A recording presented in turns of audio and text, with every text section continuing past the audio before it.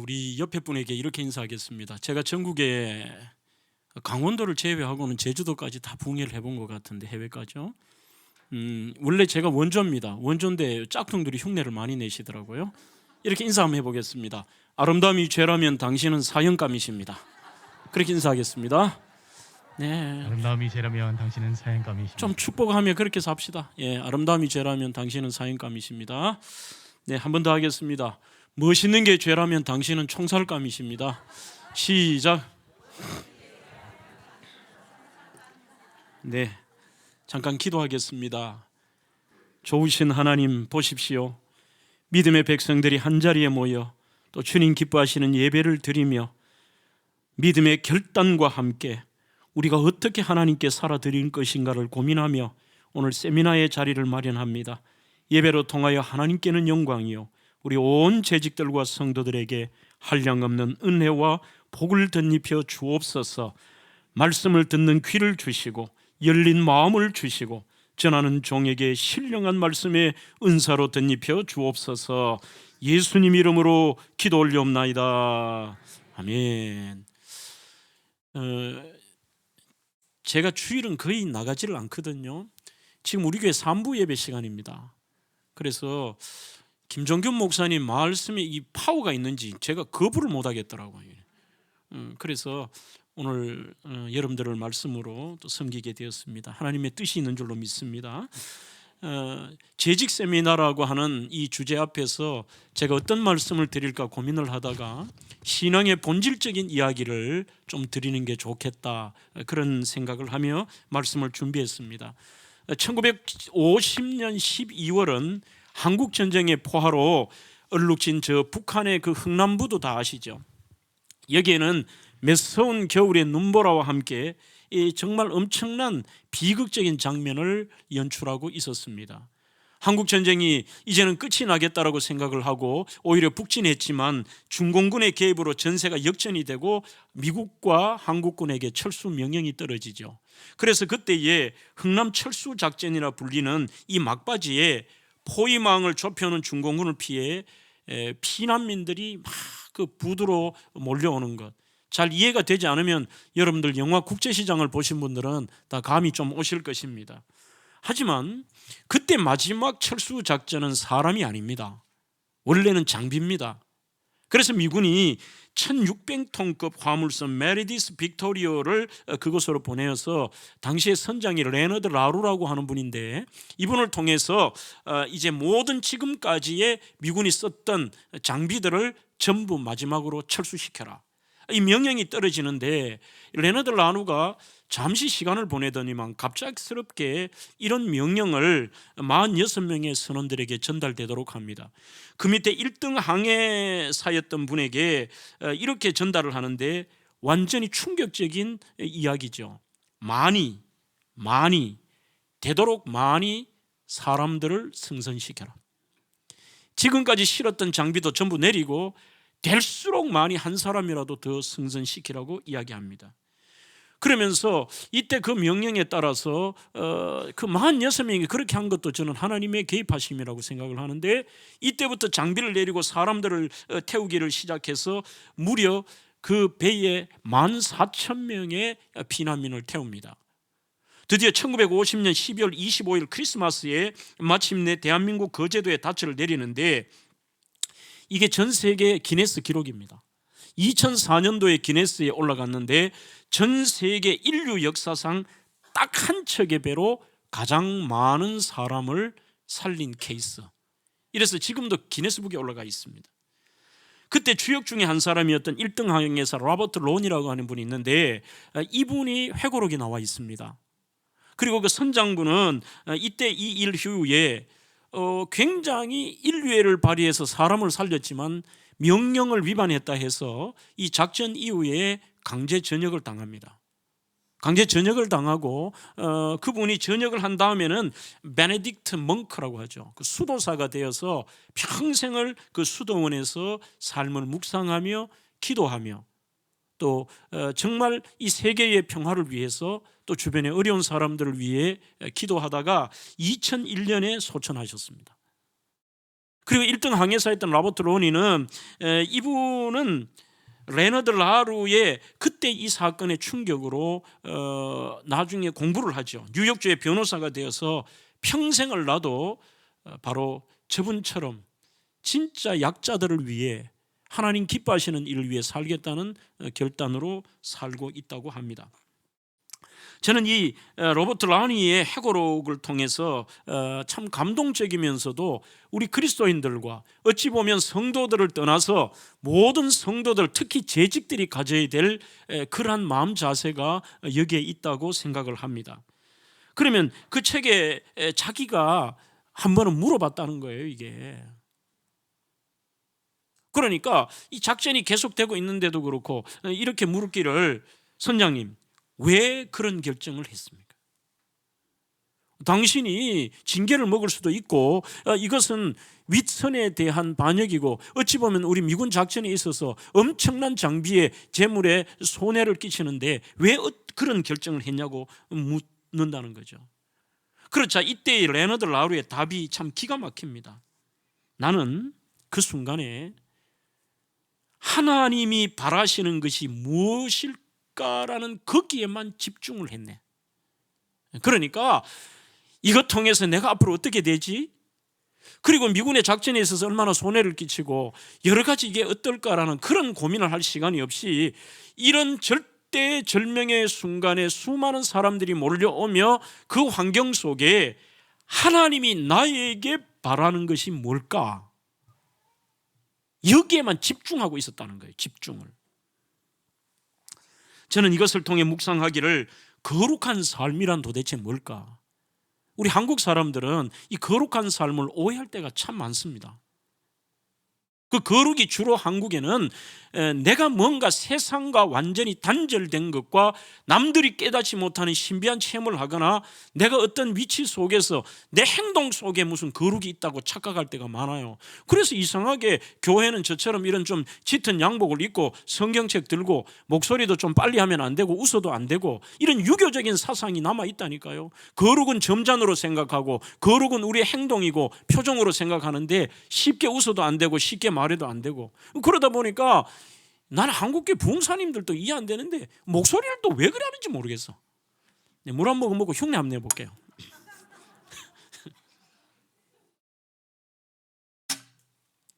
할렐루야 주여 만사 형통 할렐루야 그래요. 몰라요. 굉장히 신령하게, 물론 이런 분이 계시더라고. 너무 많은 이런 기도의 시간들을 보내면 목이 쉬어버려서 이해가 돼요. 그런 분은 그렇게도 안 해. 뭔가 착각하고 있다는 거죠. 그러면 거룩한 삶은 브루스 윌커의 분별이라는 책에 이렇게 쓰고 있습니다. 거룩한 삶은 나 혼자만의 묵상, 기도, 신앙생활이 아닌 다른 사람에게 선한 영향력을 끼치는 것이다. 그러니 진짜 거룩이 뭐냐?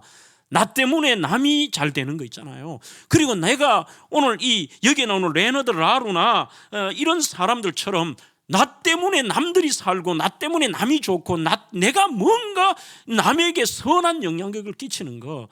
그러면 목사도 장로도 집사도 권사도 여러분들 특별히 재직이 뭐예요? 저는 그렇게 얘기합니다. 나 이런 직분을 받았다는 게 아니라 내가 어떻게 하면 이 교회와 내가 어떻게 하면 다른 사람에게 하나라도 더 선한 영향력을 끼칠까? 그게 거룩인 줄로 믿습니다. 거룩은 딴 게 아니라는 거예요. 내가 어떻게 거기에만 집중하는 거죠. 이게 내가 어떻게 자존심 상하네, 내가 어떻게 대접받을까, 내가 어떻게 이 위치를 지킬까, 이게 정말 하나님 앞에 가면 부끄러운 거 아니에요?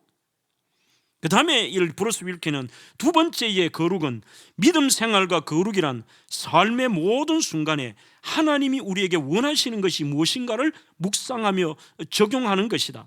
그리고 위험과 손해를 보더라도 그 길을 가는 거다. 오늘 바로 레너드 라루나 로버트 러니처럼요. 거기에 집중하는 거죠. 하나님이 원하시는 게 뭘까? 하나님이 기뻐하시는 게 뭘까? 이거는 우리가 이분의 거대한 작전뿐만이 아니라 삶의 작은 부분에 있어서도 믿음의 청년들과 성도들, 재직들 똑같습니다. 그 순간순간에 하나님 원하시는 게 뭐지? 여기에 집중하면 그게 거룩이에요.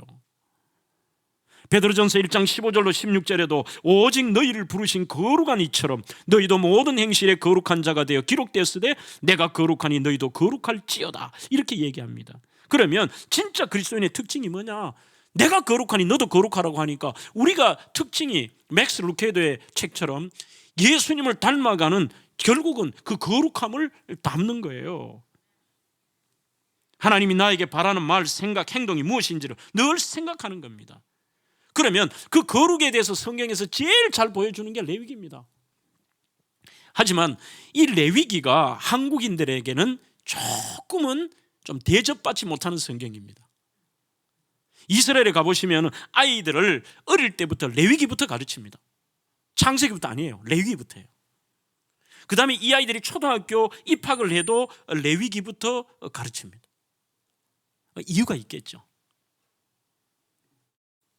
여러분들이 왜 이게 한국에는 조금은 대접을 못 받느냐 하면은 누구나 다 연초가 되면은 이 성경 통독에 대한 꿈이 있습니다. 원래 나 몇 번 읽어야지 하는데 쫙 읽어 나가다가 그만 레위기에 딱 걸리면 그때부터 이제 만만치가 않습니다. 문어체, 이게 구어체로 쓰는 게 아니라 문어체로 쓰지요. 현대적 표현은 없지요. 고전체지요. 첫 번째 만나는 장애물이 실은 출애굽기 25장부터 시작이 돼요. 뭐 성막이 어떻고 규빗이 어떻고 규모가 어떻고 나오기 시작하면서 머리가 복잡한데 좀 기다려줘요. 그러다가 레위기 딱 넘어가면 이게 미치고 팔딱 뛰는 거야. 도통 이해가 안 돼요. 막 복잡한 제사 규정들을 쫙 쓰고 있으니까.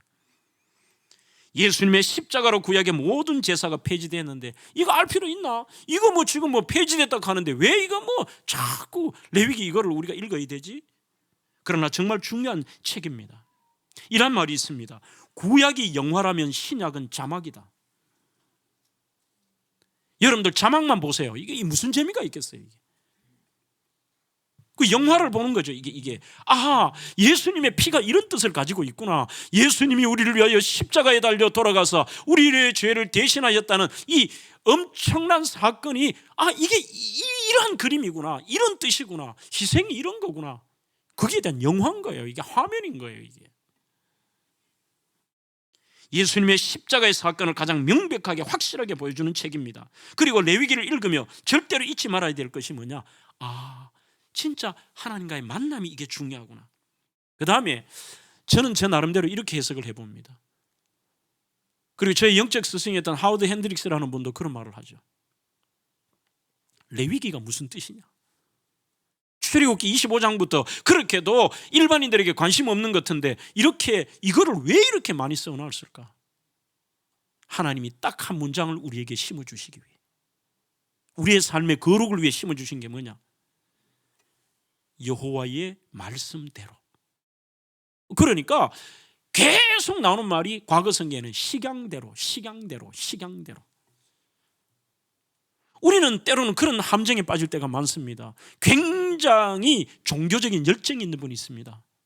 교회 안에서도 보면 열심히, 보통 열심이 아니에요. 그런데 문제가 뭐냐? 그 열심이 자기의 열심이지 하나님의 식양대로의 열심이 아니라는 게 문제인 거죠. 요즘 청년들이 얼마나 많은 생각과 비판을 합니까? 그러나 저는 그걸 묻고 싶습니다. 과연 여러분들이 하는 그 비판과 생각들이 하나님의 뜻, 하나님의 오늘 설교와 세미나의 제목처럼 바램, 하나님의 식양대로 하는 생각이고 여러분들의 신앙이냐? 거기에 집중하면 답이 좀 달라집니다. 어떤 분은 모든 기준이 자기입니다. 내가입니다. 내가. 그래서 이 레위기는 우리에게 신앙이라는 것은, 재직이라는 것은 내 뜻대로 살아가고 내 식양대로 하는 게 아니라 철저하게, 하나님 그거를 왜 그렇게도 잔인하게, 번제 같은 경우는 다 각을 뜹니까? 어차피 죽는 거 그냥 모가지 한번 푹 찔러 죽여보면 되는 거 아닙니까? 각을 뜨고 이거는 하고 이거는 이래 남기고 피는 어떻게 하고 드리고 불을 태우고 어떤 거는 요새는 이래가 흔들고. 그래서 우리는 그것을 읽을 때마다 신앙이라는 것은, 거룩이라는 것은 우리의 생각이 아니라 하나님의 그 깊으신, 넓고 깊으신 경륜과 깊이를 우리는 이해하지 못하기 때문에 그냥 그분의 뜻대로, 그분의 식양대로 하는 게 중요하다. 이게 거룩이라는 것을 깨닫게 됩니다. 여러분, 하나님은 우리가 거룩하기를 바라는 굉장한 배고픔과 목마름이 계십니다. 오늘 2절에 온 회중에게 말하여 이르라 너희는 거룩하라. 레위기 11장 44절에 나는 여호와 너희의 하나님이라 내가 거룩하니 너희도 몸을 구별하여 거룩하게 하고 11장 45절 내가 거룩하니 너희도 거룩하라. 계속해서 이 거룩이라는 의미를 설명하면서 우리가 그렇게 살기를 원하세요. 아마 이 동성교회도 많은 재직분들이 계실 겁니다. 오늘 제가 동성교회 와보고 또 한 번 놀라요. 아무 생각 없이 전에 한번 왔다가 보니까 아니 지하가 이렇게 넓어요. 교회가 굉장히 예쁘고 웅장하고 뭔가 들어오니까 좀 하여튼 괜찮아요. 예? 괜찮고 뭔가 그 분위기 자체가 굉장히 좋아요. 굉장히 좋은데 이 좋은 자체가 좋다는 것은 진심으로 제 뜻이고 우리가 이 안을 어떻게 좋게 만드느냐가 하나님이 우리에게 주신 과제인데 그게 거룩입니다. 그러면 이 거룩이 우리가 생각하는 그런 유교적인 거룩은 분명히 아니라는 것인데 제가 수년 전에 집필한 그 책에도 이것을 연구하며 적었습니다만 구약에서 말하는 이 거룩이라는 카데시라는 말이 우리가 생각하는 것과는 완전히 달라요. 그 첫 번째의 거룩의 뜻이 뭐냐? 밝다는 뜻입니다. 밝다. 카데시의 뜻이 밝다는 거예요. 그러면 여러분들이 이 거룩한 성전과 이 아름다운 성전에서 믿음 생활하며 우리는 이곳을 나 자신을 통해서 여기를 채워야 되는데 우리 재직분들도 그렇고 그것을 무엇으로 채우느냐? 거룩으로 채우는데 이 하나님의 바람, 간절한 바람이 이 공간도 중요하지만 뒤에 한 번 더 나옵니다. 공간보다 중요한 것들이 그 구별됨 속에서 여기를 우리가 무엇으로 채울까 하는데 거룩으로 채우라는 거죠. 그런데 그 카도시 1번이 뭐냐? 밝다는 거예요. 밝다. 어두운 게 아니에요. 무거운 게 아니에요. 성경에 하나님의 뜻이라고 하는 것이 우리가 늘 가까이 대하는 게 데살로니가전서 5장 16절로 18절에 항상 기뻐하라 쉬지 말고 기도하라 범사에 감사하라 이는 그리스도 예수 안에서 너희를 향하신 하나님의 뜻이라 그랬습니다.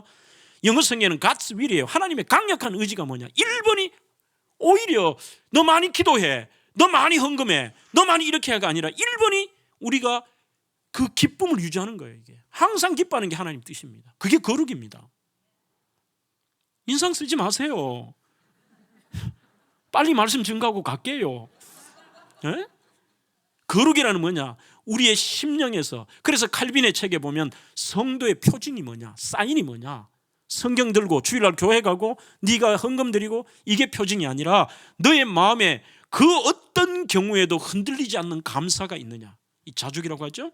그리고 그 속에서 너가 그것이 얼굴에 삶의 기쁨으로 나타나느냐? 요게 성도의 사인이래요. 사인. 성경 들고 있다고 세상 사람들이 너 동성교회 교인이지 아니죠. 저 사람은 그 어떤 경우에도 잃어버리지 않는 받아들이는 거죠. 이게 상황을. 그 상황 속에서 이 기쁨이 흔들리지 않는 것. 재직 여러분들이요, 장로님, 우리 존경하시는 장로님들, 그리고 권사님들, 우리 청년들이요, 그게 우리의 과제입니다.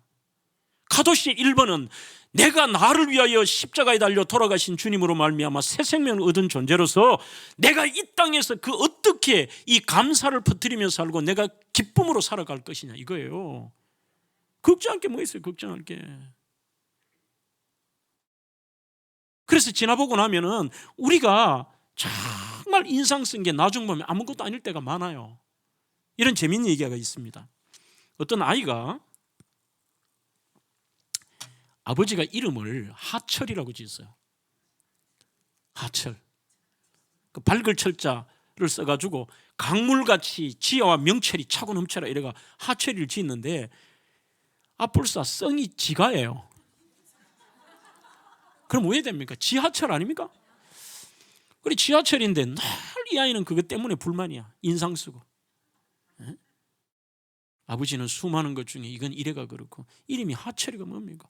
학교 가니까 애들도 지하철 전철 놀려요. 아버지 나 이름 좀 개명 좀 해주십시오. 감사하며 살아라. 니는 이름 때문에도 잘 될 수도 모른다 그래요. 그게 마음에 안 와닿아요. 아무리 그래도 우리는 하나님의 은혜를 얘기해도 가슴에 와닿지 않기 때문에 인상 써. 감사하지 않아요. 거룩이 없어요. 그런데 얘가 이제 나이가 들어 결혼할 나이가 됐어요. 정말 하는 것마다 잘 안 되는데 어느 날 또 아버지가 선을 보러 해 나갔더니만 너무 예쁘고 마음에 드는 아가씨가 나왔어. 그냥 못 모르고 고개 숙여 나왔는데 앞불사 이 아가씨가 첫 번째 질문을 그 아가씨도 갑자기 나왔던 모양이야. 나 어디 갑자기 나왔는데 죄송하지만 이름이 뭐예요? 묻더래요. 그러니까 하철 씨가 이렇게 얘기합니다. 제 이름은 지하철입니다. 이랬대요. 그러자 갑자기 이 아가씨가 희한한 반응을 보여요. 호호호 웃더니만 하철 씨와 저는 천생연분인가 봐요. 그러더래요. 아니 도대체 이게 무슨 일이야? 하니까 제 이름은 이호선이에요. 그러더래요. 무슨 말인지 이해가 안 됩니까? 지하철 2호선. 이거는 천생연분 맞지 뭐. 오늘 제가 유치한 이야기를 하는 거는 정말 사람들은 별것 아닐 걸 가지고 인상 쓰고 불평하고 그렇게 살아가요. 왜 그래요? 왜? 이왕 하는데 하나 더 재밌는 얘기 웃으라고 할까요? 그래야 감사하며 살 거 아니에요. 어떤 남편이 매일 투덜대고 마누라에 대한 불만이 가득 차가지고 우리 마누라는 잘하는 게 없고 이분은 생선을 좋아하는데 생선만 구우면 마누라가 새까맣게 태우는 거예요. 니는 도대체 잘하는 게 뭐 있노? 막 그렇게 살았어요. 한데 어느 날 이분이 은혜를 받은 거죠. 은혜를 받고 나니까 그 다음날 또 생선을 굽는데 아내가 생선을 새까맣게 태운 거야. 그러자 이분이 뭐라 그런지 아세요? 할렐루야, 오늘은 꽁치를 먼저 번제로 드렸네. 그러더라고요. 생각하기 나름이지 뭘 그래 복잡해요. 그래서 미국의 빌 하이벨스 목사의 심플이라는 책에 보면 우리는 삶도 신앙도 단순화하라. 너무 생각이 많아요. 거룩은 생각으로 이루어지지 않습니다. 우리의 삶들이 하나님께로 집중하며 하나님이 원하시는 게 뭘까? 하나님이 이 순간 내가 어떤 판단을 하기를 원하시고 어떤 표정을 하기를 원하시고 그 속에서 이 거룩의 1번은 밝음이에요. 밝음. 그래서 재직도 목사님 인상 쓰거든 목양실내 그런 분은 호출하세요. 저희 교회 우리 돌아가셨는데 이제 18년째입니다만 처음에 부임하고 나니까 너무 고우신 권사님 한 분이 계신데 이분은 한 번도 웃는 것을 못 봤어. 늘 고개는 45도예요. 이래요. 뭐가 불만인지 속상한지 한 번은 제가 불렀어요. 아니 권사님 좀 웃어요. 오늘 권사님 이렇게 예쁜 데다가 천국 백성으로 이 아름답게 믿음 생활하고 신랑도 아직 건강하고 왜 인상 써요? 하니까 목사님 들어보소. 와, 웃을 일이 어디 있습니까? 첫째 아들은 전방에서 주임원사 한다 하는 놈은 연락도 한 번 안 합니다. 큰아들이. 둘째 아들 놈은 40이 넘었는데 아직 장가도 못 간데 아직도 내가 며느리 밥 얻어먹는 게 아니라 내가 며느리 밥 이게 뭐 커녕 아직도 아들놈 밥 해줘야 됩니다. 출근하는데. 그리고 신랑요. 그때 그 신랑 우리 집사님 뭐 하셨느냐 하면은 예식장 앞에 왜 리어카 앞에 폭죽도 팔고 막 꽃도 파는 분 있잖아요. 그걸 하셨어요. 그걸 하시는데 저 영감은 내가 부끄러워 못 살겠습니다. 저거는 토요일이나 주일만 되면 장사 더 잘 된다고 기나 가쁩니다. 가만 생각하겠네. 저도 또 대응을 해줬죠. 권사님요, 다 감사할 일이구만.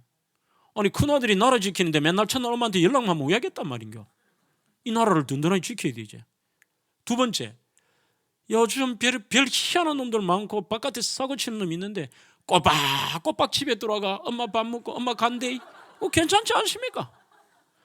그리고 아직도 할배가 80이 다 돼가는데도 아직도 직장 떨어지지 않고 일해가 밥 먹는 거 감사하지 않습니까? 대꾸 안 하더라고요. 난 그러면 예 그럴 줄 알았죠. 저도 그래도 한 고집 하는데 다음날 우리 부목사님 시켜가지고 김 목사 발이 권사님 지금 연세만큼 장미꽃에다 내 돈 줄 테니까 안개꽃을 한 다발 사온나 이랬어요. 그래서 그 남편 집사님도 주일 못 나와도 물론 그 문제 있죠.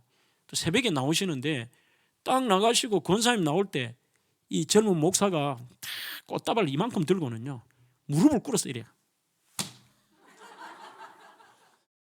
목사님 왜 이러십니까? 좀 웃었어. 한번 싸고 웃고 치우더라고요.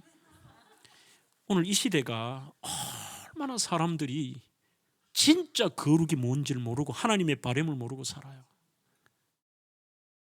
우리가 믿음 생활과 삶의 현장에서 없는 게 아니라 나에게 주어진 하나님의 은혜를 생각하며 늘 기쁘게 사는 것.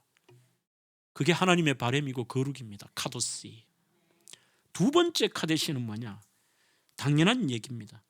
세 번째를 하고 두 번째를 다루겠습니다. 세 번째 카도시의 뜻은 없다는 겁니다. 이 재직에게는 굉장히 중요합니다. 없다. 이해가 잘 안 되시죠? 내가 없는 거예요. 예수 믿는 거는. 갈라디아 2장 20절에 내가 그리스도와 함께 십자가에 못 박혔나니.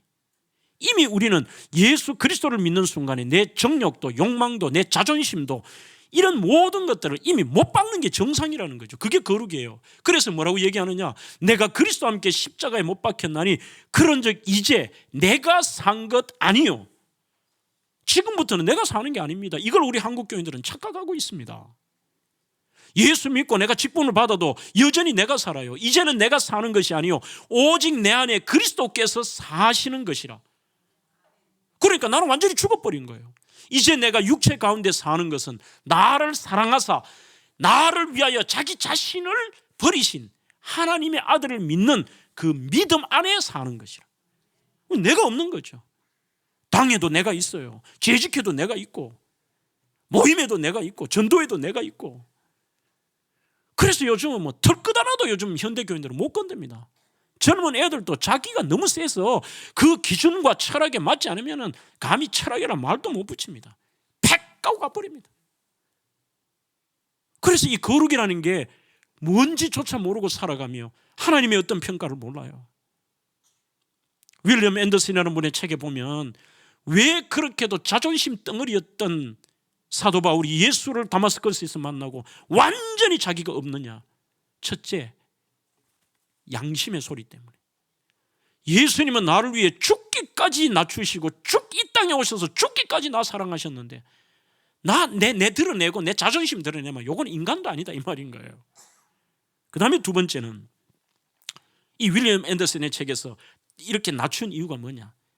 인간이 얼마나 이 죄된 본성을 갖고 있는지 끊임없이 우리를 낮추지 않으면 또 올라온다는 거죠. 그래서 날마다 나는 죽노라. 그게 거룩이에요. 그 다음에 세 번째는 바울이 그렇게도 자기를 죽였던 이유가 뭐냐. 결국은 저곳에서의 상급 때문에. 이 땅에서 지 대접받고 다 받아보고 자기 할 소리 다 해버리고 뭐 떠들 것 다 떨어버리고 나중 돼가지고는 천국 가서 받을 상급이 어디 있어요? 여기서 뭔가 손해도 보고 자존심도 상해보고 내가 뭔가 양보도 해보고 뭔가 이렇게 참아도 보고 이것이 결국 우리에게 상급으로 나타난다는 것이죠. 그 다음에 카도시의 두 번째 뜻은 뭐냐? 구별된다는 뜻입니다. 단절이 아닙니다. 우리는 단절이라고 생각할 때가 많아요. 세상과 단절하고 교회하고 단절하고 거룩한 권사님은 교회에서는 이거는 거룩하지 못해 기도는 올라가가 이런 게 아니죠. 성막과 성전의 핵심도 구별입니다. 세마포로 마당을 둘러 더러운 세상과 구별합니다. 성소를 4겹의 덮개로 덮어서 세상의 더러움에서 구별합니다. 성소 지성소를 휘장으로 나누어 또다시 구별합니다. 법궤를 그룹의 날개로 덮여 또 구별합니다. 그래서 우리는 늘 단절이 아니라 세상과는 달라야 돼요. 구별이 돼야 된다는 거죠. 여러분들이 앞으로 장로님이 되시고 집사님이 되고 권사님이 되셨을 때는 지금보다도 더 뭔가 여러분들이 구별돼야 돼요. 구별되게. 너무 포괄적이니까 제가 구체적으로 오늘 세미나니까 설명을 드립니다. 어떤 구별이 필요하느냐. 단절이 아니라 그랬습니다. 이거는 저희의 정의가 아니라 박승호의 거룩을 훈련하라는 책에 보면은 이 6가지의 구별됨을 말씀합니다. 첫 번째, 관계의 구별됨이 있어야 됩니다. 하나님을 알 때 더 깊이, 더 친밀하게, 더 가깝게 교제하는데 이 관계성의 깊이는 예배의 생활로 이루어집니다. 하나님과의 관계, 하나님 먼저. 우리 교회는 모든 데 전부 이거 다 써놨어요. 제가 God first, 하나님 먼저. 그래서 탁 들어오면은 신발 터는데도 하나님 먼저, 카페도 하나님 먼저, 우리 교회 표지석도 하나님 먼저, 강대상도 하나님 먼저, 식당도 하나님 먼저. 이 구별이죠 뭐. 그 관계의 구별된 속에서 그 어떤 우선순위보다도 우리는 주일이라는 첫 번째 구별이죠. 하나님 먼저. 두 번째, 공간의 구별됨입니다. 구약시대는 하나님을 만나기 위한 이 특별한 공간이 있었습니다. 그런데 그 신약은 그 장소를 더 확대하는데 좀 쉽게 말해 볼까요? 구약 때는 무조건 예루살렘 성전입니다.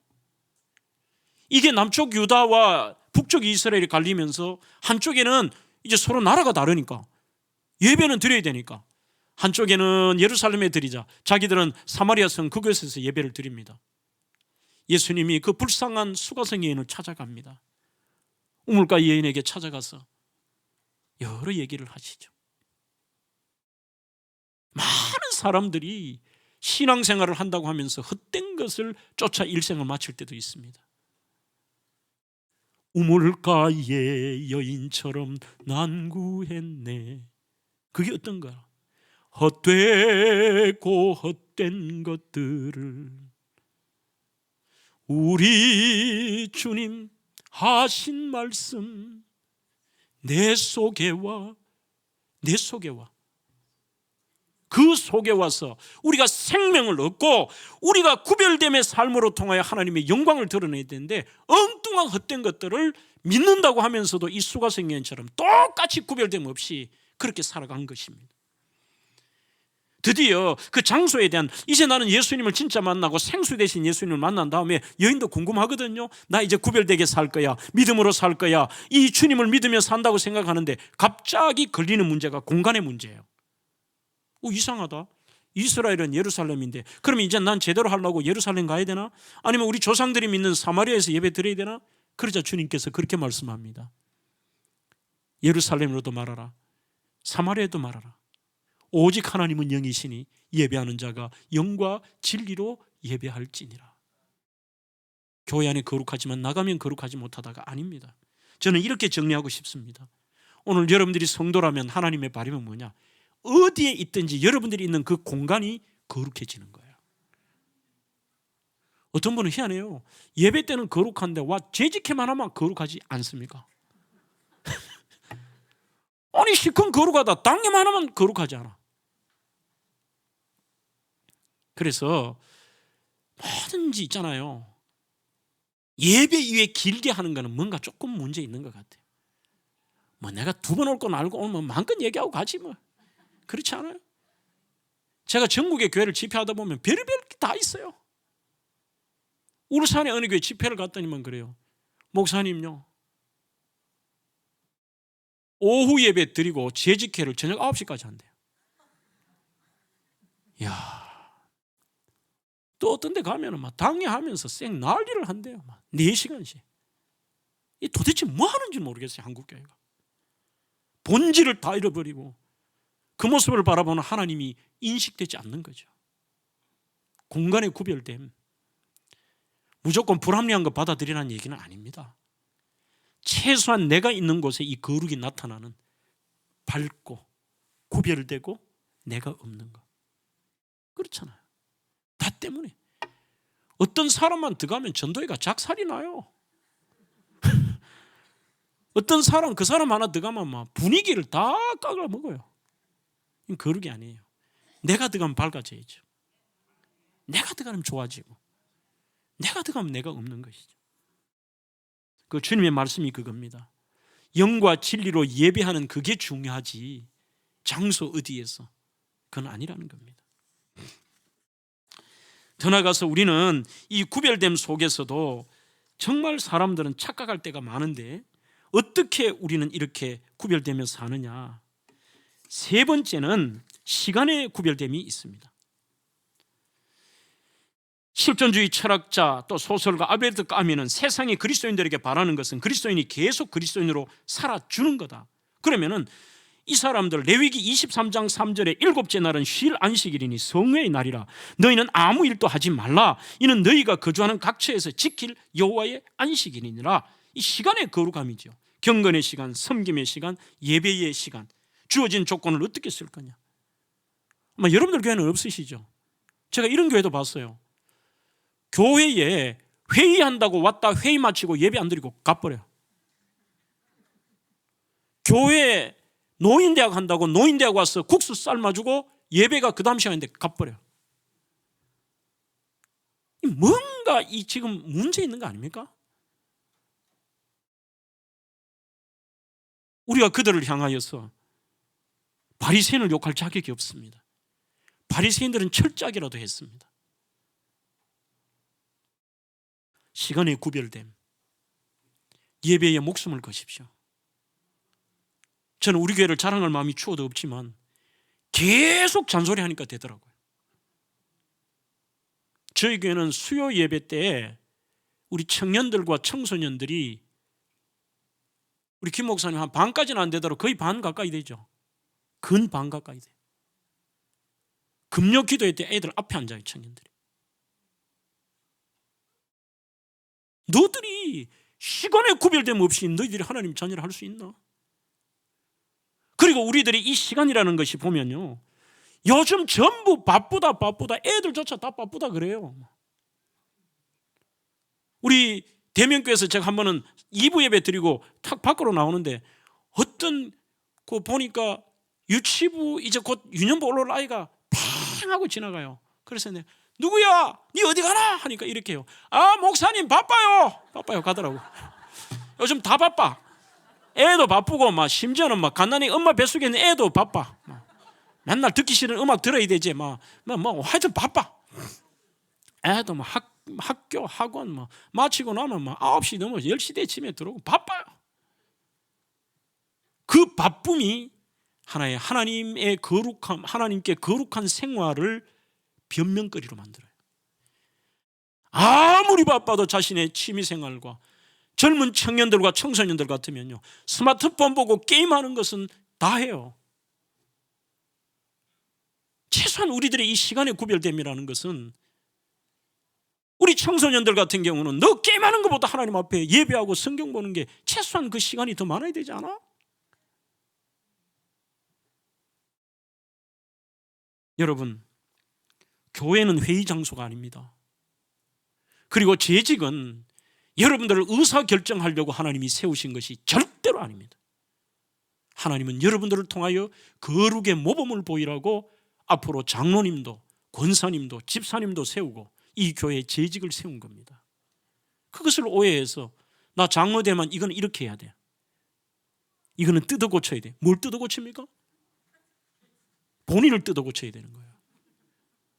나 권사 되면 이제 권사 됐으니까 야, 요즘 젊은 집사들 싸가지 없대. 그 싸가지 없으면 왜란 말입니까? 그러면 본인 싸가지가 더 없는데. 오늘 여러분, 이 시간의 구별됨이라는 것은 그 모범을 보여주는 거죠. 다음 세대들.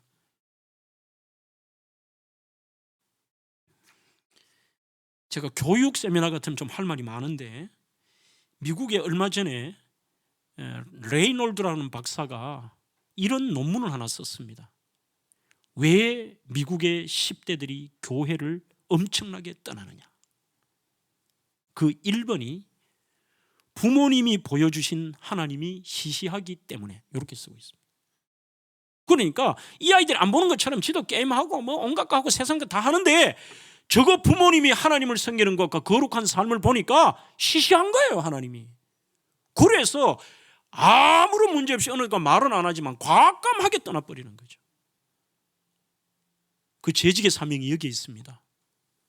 우리의 다음 세대들과 자녀들에게 이 거룩함을, 그 구별됨을 이 아이들에게 보여주는 것입니다. 시간의 구별, 철저하게 예배에 목숨을 걸지 않으면 우리는 그런 분들을 재직으로 뽑아서는 안 됩니다. 세상적으로 물질이 많고 뭐 사장이다, 어느 대학 교수다, 어떤 위치에 있는 권력자다, 하나님 앞에는 다 동등합니다. 중요하지 않습니다. 저분이 얼마나 하나님을 사랑하고, 저분이 얼마나 하나님 먼저의 신앙으로 살아가고, 저분이 얼마나 구별된 그런 삶과 자신을 낮추고 없느냐, 우리는 그런 것들이 재직의 선택 기준도 돼야 됩니다. 이게 시간의 구별됨입니다. 그 다음에 네 번째는 물질의 구별됨입니다. 이 물질의 구별은 성경의 수많은 곳에 10의 1조를 얘기를 하는데, 제가 대명교에 와서 헌금 설교를 한 적은 없는데 3주 전인가 처음으로 대명교회 3부 청년 예배 때 처음으로 이렇게 설교를 제목을 잡았습니다. 11조를 오해하는 사람들에게, 이렇게 썼어요. 진짜 착각하고 있는 거죠. 이번에 CBS에서 매년 저희 교회에 와서 제가 청년들과 이 토크 콘서트를 하는 것을 촬영해 갑니다. 그러면 수많은 청년들이 이렇게 먼저 담임 목사에게 이렇게 질문을 와요.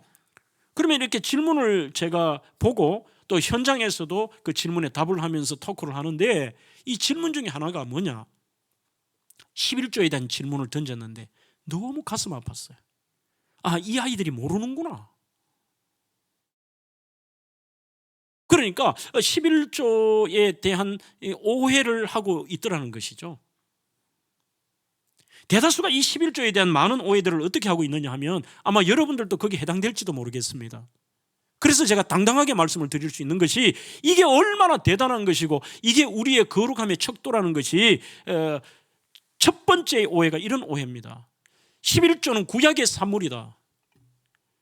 주님께서 율법을 완성하셨는데 구약에 했었던 이것을 왜 지금까지 하면서 하느냐. 두 번째, 교회는 운영비를 많이 걷어들이고 헌금을 많이 거두기 위해서 끝까지 11조에 목숨을 건다. 세 번째, 이 11조를 하면 복 받는다고 하는 기복신앙이다. 전부 이런 오해를 하고 있어요. 그러니까 그 11조에 대해서 드리면 아깝다는 동, 뭐가 어떻다는 동, 그리고 이 11조가 되면 자기가 그게 주체가 되어서, 우리 교회 요즘 문제 있으니까 11조 내 저쪽 교회 보내고, 나 선교단체 보내고, 내가 자랐던 시골교회 보내고, 이런 무서운 일을 하면서도 오해하고 있는 거죠. 몰라서. 그분들이 잘못됐다는 게 아니라 모르는 거예요. 교역자들이 설교에 이 11조 설교를 하거나 헌금 설교하면 이게 무슨 대단한 것처럼 성도들 싫어하니까 안 한다 그러고, 그러면 성도들 죽어가는데 독약이라는 그것을 보고 저거 독약이라고 안 붙여 놓겠어요?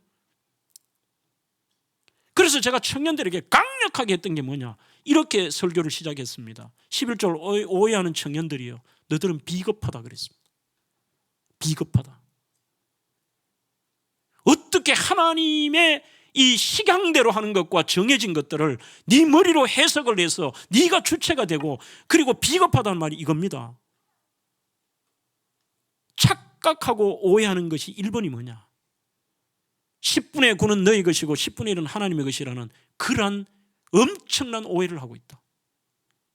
우리의 인생은 건강도 생명도 가정도 자녀도 물질도, 우리의 인생의 모든 것이 하나님인데, 하나님이 10분의 9를 가져가시고 1을 달라 그래도 우리가 해야 되는데, 그러나 하나님은 우리의 삶 속에서 너의 주인은 나다, 너의 모든 것은 나고, 그 중에서 구별됨에 이 너희들이 그렇게도 만몬의 신으로 집착하는 이 물질도 나의 것이라는, 전체가 하나님의 것이라는 표지가 요게 10분의 1이라도 드리면서 그것을 기억하라는 거예요.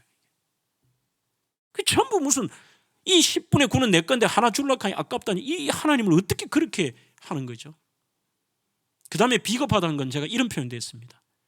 너희들 어디 가서 온갖 일들을 하거나 혜택을 보거나 거기서 강연을 듣거나 그리고 거기서 다른 짓을 해도 거기에 대한 대가를 치르며 온갖 것들은 교회를 통하여 누리고 하나님 앞에 말씀을 듣고 여기서 누리며 너희들의 모든 것을 하면서 맹탕에서 맨손으로 와서 대접하는 그런 거지 근성이냐? 하나님은 여러 가지를 보셔서 오늘 너희들을 통해서 그렇게 하는 거다. 세 번째, 11조라고 하는 것은 누가 뭐라 그래도 이것은 하나님에 대한 캠벨의 얘기처럼 테스트다.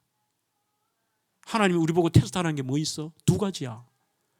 너가 예배에 목숨을 걸어, 그리고 너가 이 10의 1조를 통해서 내가 복을 주나 주지 않느냐 한번 테스트해보라 그랬지 않느냐. 그런데 무슨 기복신앙이야. 내가 이거 주니까 복을 받는다, 그게 아니야. 너희들의 신앙을 보고 하나님께서 그렇게 하는 거야. 궁금하시는 분들은 대면교회 요청을 하시면 그때 3부 설교를 CD로 드릴게요. 더 이상 오늘 긴 얘기는 못 하겠고. 그 다음에 제가 너무 감사한 게 우리 대면교회 아이들이 11조를 정말 많이 하는데 그때 이후로 거의 100%예요. 대면교회가 이리 이사 오면서도 놀라지 마십시오. 우리 대학부 아이들이 헌금 7억 원을 했어요. 그런 아이들도 오해하더라니까. 이거는 구별됨입니다. 그래서 여러분들의 삶에 특별히 믿음인으로서 우리가 이 젊은 청년들과 다음 세대들, 언제 내가 이 교육부가 오히려 이런 게 내 전공인데 정말 다음 세대 지금 심각해요. 이 세대들의 다른 방법이 없습니다. 레이놀드 박사 얘기처럼 부모님들의 삶의 모습이, 교회의 중직자들의 모습이 시시한 거예요. 하나님을 대하는 그들의 구별됨과 그들의 거룩함이 시시하니까 애들이 떠나버리고 불평하는 거예요. 이게 이제는 우리가 보여줄 때가 된 겁니다. 다시 한번 우리의 이 무너진 성벽을 세울 때가 됐습니다. 여러분, 절대로 이거는 무슨 의무도 아니에요. 이거는 의무가 아니라 하나님에 대한, 하나님 먼저 우리의 기본인데, 여러분들 이 정말 예배와 11조가 되지 않으면은 직도 안 맡아야 돼요. 그러면 뽑아서도 안 되고, 여러분들이 오늘 서리 집사님일지라도 이 집사라는 영광스러운 직분이 여러분들의 죽은 후에 비석에도 집사라고 파이는데 이 기본을 해야 됩니다. 이 거룩함의 구별됨. 그 다음에 다섯째는 공급의 구별됨입니다. 레위기 23장 5절로 6절에 첫째 달 열나흘날 저녁은 여호와의 유월절이요 이달 엿새 날은 여호와의 무교절이니 이래 동안 너희는 무교병을 먹을 것이요 4절에 너희는 헛된 것들로 향하지 말며 너희를 위하여 신상들을 만들지 말라. 이게 공급의 구별됨인데 앞에는 무교절에 먹는 얘기예요. 무교병. 정말 맛대가리 없습니다. 아주 쉽게 여러분들 설명하면 그냥 옛날 우리 어르신들 이렇게 그 소뚜껑 같은 데에다가 조금 올리브유 몇 방울 떨어서 그냥 밀가루 아무런 발효도 없는 거 그냥 굽는 거예요. 무슨 맛이 있겠어요? 소금 조금 넣고. 그런데 하나님이 왜 그런 고통을 주시려고? 아닙니다. 하나는 기억하기 위해서. 이러한 고통 속에 건져주신 하나님의 은혜를 기억하기 위해서. 그 다음에 두 번째는요, 너희들은 세상 사람들이 먹는 거, 세상 사람들이 하는 거 다 하면 안 돼. 우리의 먹고 입고 즐기는 것도 구별돼야 돼요. 옛날 인간시장이라는 책을 썼던 베스트셀러 김홍신의 인생 사용 설명서에 보면은 자기가 이 담배를 끊은 이야기를 해요. 37년 6개월 동안 담배를 피웠습니다. 보통 원고를 쓸 때는 하루에 서너 갑을 피웠습니다. 심지어 죽는 날에도 입에 담배를 물고 죽겠다고 그 수필에 써놨어요. 그런데 김홍신이 왜 담배를 끊게 되었느냐? 어느 순간 되니까 한 스승이 와서 그런 얘기를 해요. 니는 어찌 보면 지보다 못하다. 지도 죽는 독약은 안 먹는다. 사람들은 희한하대. 우리는 새로운 양식으로 사는 존재입니다. 달라진 양식, 달라진 문화. 우리 여기 청소년들이나 청년들이 계시면요, 세상에 아무리 오늘 무슨 뭐 동성애가 인권이다, 뭐 이것이 뭐 성적 뭐가 어떻다 이래 하지만 우리는 그들과 다른 양식이에요. 하나님의 식양대로 하나님이 분노하시고 하나님이 엄청난 죽을 죄라고 하면 죄인 거죠. 그냥 이 시대가 아무리 그래도 우리는 다 먹고 즐기는 것이 아닙니다. 여섯째는 생각의 구별됨입니다. 우리의 생각, 우리의 마음, 이것도 하나님 쪽으로 포커싱에 집중하는 그 구별됨. 함부로 말하고 함부로 생각할 수 없죠. 한 70년대부터 이 성경 말씀에 근거한 이 찬양이 시간이 지나면 지날수록 엄청난 찬양이에요. 나의 입술의 모든 말과 나의 마음의 묵상이 주께 연락되기를 원하네. 생명이 되신 주, 반석이 되신 주, 나의 입술의 모든 말과 나의 마음의 묵상이 주께 연락되기를 원하네. 이게 이런 뜻이죠. 입술의 모든 말은 좀 이해가 돼요. 우리 말하는 것도 거룩해야 되죠. 주께 연락이라는 말은 기도의 제사고 이게 예배라는 말입니다. 그러면 내 생각까지도 하나님 앞에 예배가 되기를 원합니다. 그러면 이 순간도 우리의 생각을 전부 뒤집어 놓고 하나님 앞에 보여질 수 있다면 이게 정말 거룩하고 당당할 수 있느냐? 그 둘 아니면서 우리의 생각이 온갖 더럽고 탐욕과 음욕과 더러운 생각들로 가득 찼을 때에 우리는 이 생각의 구별됨이 필요합니다. 오래된 책입니다만 청년들에게 한번 권하고 싶습니다. 루이스 베일리의 청교도에게 배우는 경건이라는 책에 보면 하루를 살더라도 거룩하게 살자.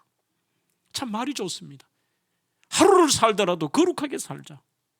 매일 한 번씩 날수를 계산하십시오. 이미 지나간 날들은 지난밤 꿈처럼 사라졌으니 날수를 빼고 앞으로 올 날들은 그 날수보다도 줄여서 계산하십시오. 왜냐하면 그중 반은 잠으로 허비될 것이요 그 나머지는 이 세상 염려와 곤란과 질병 및 친구들의 사망 등으로 불편하게 지낼 테니 말입니다. 오직 오늘 하루만 우리의 날로 간주하고 마치 오늘 이 마지막 날인 양 그렇게 거룩하게 사십시오. 이렇게 얘기합니다. 오늘 마지막으로 첫째는 하나님이 우리가 거룩하게 살기를 원하시고 구별되게, 두 번째는 우리와 짝사랑이 아니라 서로 간의 사랑을 하기를 원하십니다.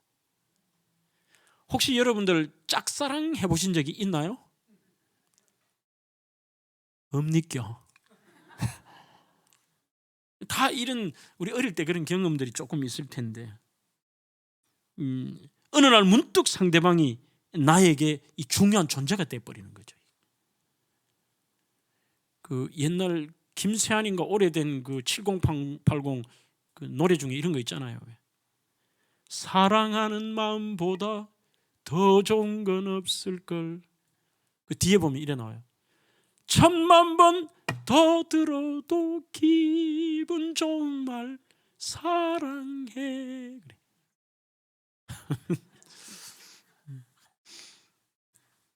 10,000,000번 더 들어도 좋죠.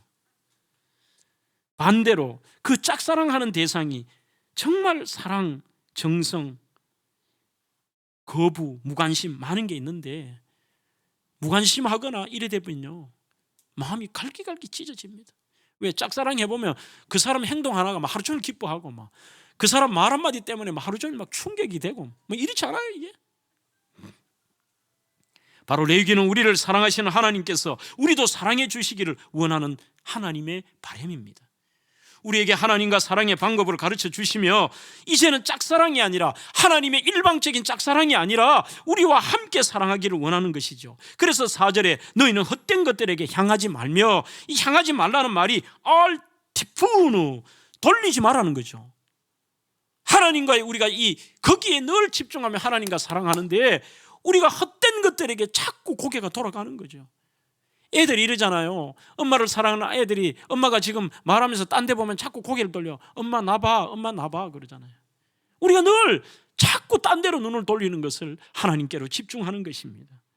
우리의 시선이 늘 하나님께 있기를 원합니다. 하나님과 가까워지고, 그래서 일상 영성의 힘이라는 글에는 하나님과 가까워지고 함께하면 주신 것이 있는데 그게 바로 거룩의 밝음과 기쁨이다, 이렇게 표현하고 있습니다. 여러분, 일방적인 것은 가슴 아픈 거죠.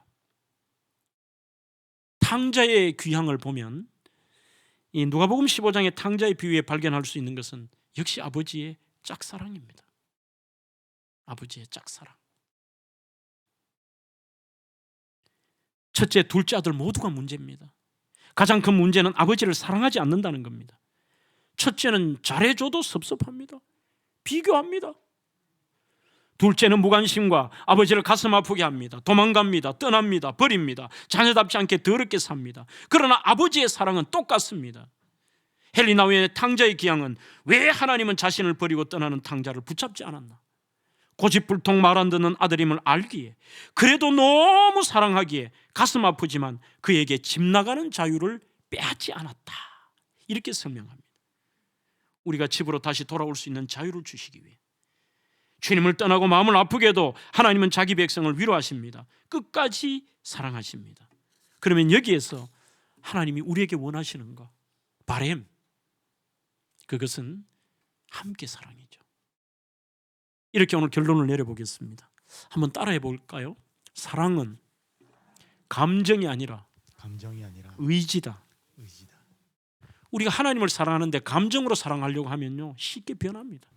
막 은혜 받고 좋은 일 있을 때 하나님 위해 살겠습니다, 하나님 사랑해요 하는데 또 무슨 감정에 섭섭한 게 있으면 막 팍 돌아서 버리고 낙심해 버리고 사랑이 식어져 버리잖아요. 환경이나 조건에 관계없이 하는 게 의지입니다. 이해가 잘 안 되시면 옛날 우리 어르신들 한번 보시죠. 어찌 보면 신랑 얼굴, 아내 얼굴 한 번도 본 적 없니 부모님이 해라 하니까 가서 결혼식장에서 둘이 얼굴 처음 보는 경우 있다니까요. 그런데 그런 사람이 서로 감정이 막 사랑해서 요즘은 가장 좋아 못 살아서 만나면 쌩 난리를 떨고 말이죠. 아이고 진짜. 그런데도 왜 이혼이 더 많아요? 왜 문제가 더 많습니까? 그 이유는 사랑을 감정으로 하기 때문입니다. 옛날의 사랑은 의지로 해요. 저 사람 예쁘다, 작다, 크다, 이게 문제가 아니라 저 사람은 내가 사랑해야 될 대상인 거예요. 저 사람은 내가 책임져야 될 대상이고, 저 사람은 내가 따라야 될 대상이고. 하나님을 사랑하는 것을 감정으로 하지 마십시오. 이제는 하나님 사랑하겠다는 의지로 하는 것입니다. 참된 사랑은 의지입니다. 내 구주 예수를 더욱 사랑, 엎드려 비는 말 이것일세. 다만 내 비는 말 내 구주 예수를 더욱 사랑. 흔들리지 않는 겁니다. 의지를 가지고 끝까지 주님 앞에 갈 때까지 주님 사랑하도록 그 의지를 가지는가.